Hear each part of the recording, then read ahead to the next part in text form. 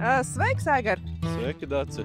Prieks tev ir satikt zemnieku saimniecībā Arāju. Šodien apskatīsim ziemas rapšu šķirnes Ilona, Alganus, kā arī apskatīsim ziemas kviešu šķirni Delaware.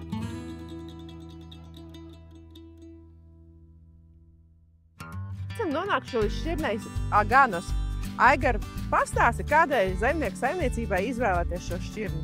Esam pie mūsu Syngenta's viena no labākajiem agrīnajiem hibrīdiem Alganus. Alganus raksturojās rudens sezonā ar to, ka viņš ir samērā atraudzīgs, un mēs neieteiktu viņu sēt pārāk agros sejas termiņos. Vislabāk būtu sēt optimālos sejas termiņos. Pavasarī turpretī Alganus ātri sāk savu attīstību.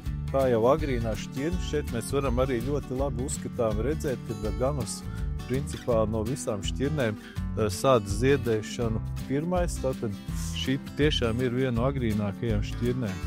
Daudz saimniecības bieži vien svārstās sēt agrīno šķirnu vai ne, jo parasti agrīnās šķirnes dod mazliet zemāku ražu.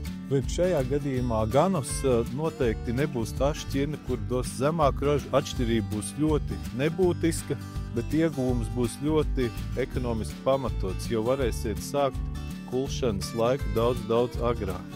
Runājot par pašu hibrīdu, kā jūs redzat, hibrīds ir kompakts, auguma ziņā viņš ir vidēji augsts, masīvs, ar ļoti spēcīgiem sānu dzinumiem. Protams, kad hibrīda viena no lielākajiem plusiem ir arī augstais eļas saturs sēklās. Aigar, kā šai šķirnei ir ar pākstiņa atvēršanos? Šai šķirnei ir ļoti laba noturība pret pākstiņa atvēršanos.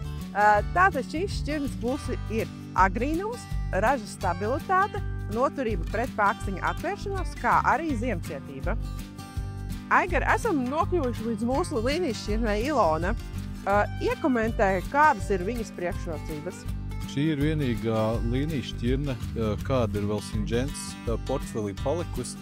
Tā ir principā no iepriekšējās selekcijas, ko Syngenta pārņēma no Zviedriem.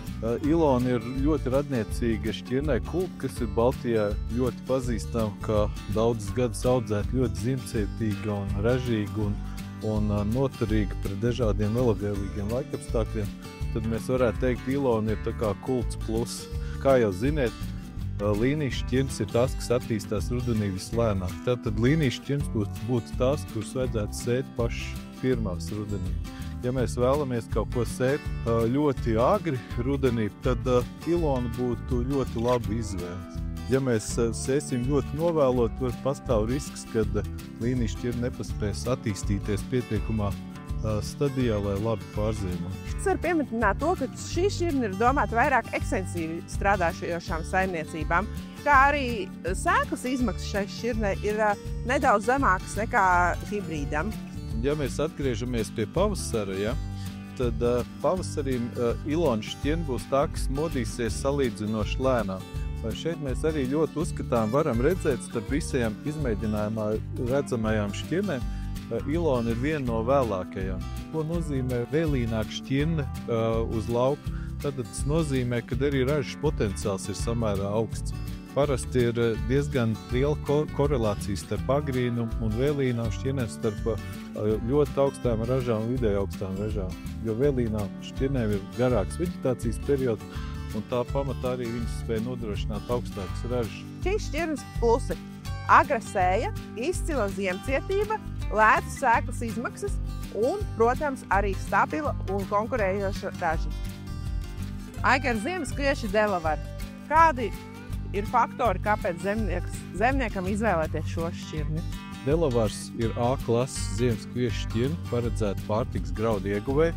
Kā mēs redzam, ļoti tāda kompakta augumā un ļoti veselīga.